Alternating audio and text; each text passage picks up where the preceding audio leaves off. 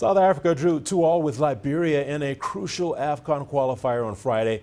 Over the last 2 decades, South Africa has struggled to replicate the successes of the 1990s when the national football team known as Bafana Bafana won the Africa Cup of Nations. Since then, the country has faced difficult times in its search for football glory, despite having hosted Africa's first ever FIFA World Cup.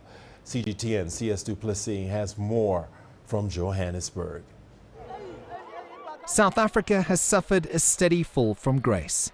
Having summited the highest peak in African football, the 1996 champions have come crashing down to occupy a lowly 66th place on the FIFA rankings.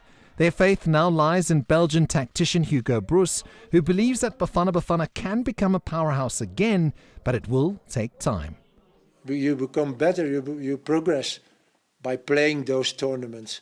And this is what we need. This is what South Africa needs at this moment. Those tournaments. There was not a stable line in qualifying. You qualified and then 1 or 2 times not, and then again qualifying. Yeah, that's not the way you can progress. So let's hope that we qualify now and that we go on qualifying, and then automatically your level will be higher and you will progress. It is not a matter of a lack of pride for the national team when it comes to representing South Africa. In fact, it remains a source of motivation and pride, according to Captain Ronwen Williams. We don't have to look far back to see what the rugby team done at the World Cup and see the hope that it inspired into the rugby and into South Africa as a whole.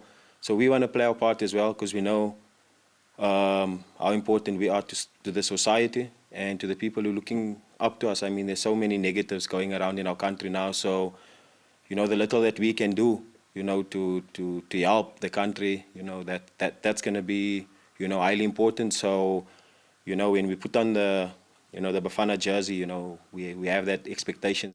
Over time, other African nations have surpassed South Africa and now comfortably occupy the FIFA rankings above them, and have done for some time, which makes the task of rebuilding South Africa even more difficult, especially when the other teams from the continent boast players who ply their trade in Europe's best leagues.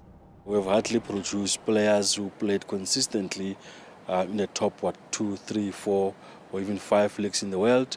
The last time we've had players who played at the highest level is Steven Pienaar, Aaron Mokoena, Benny McCarthy, those kinds of players. We don't produce those kinds of players anymore.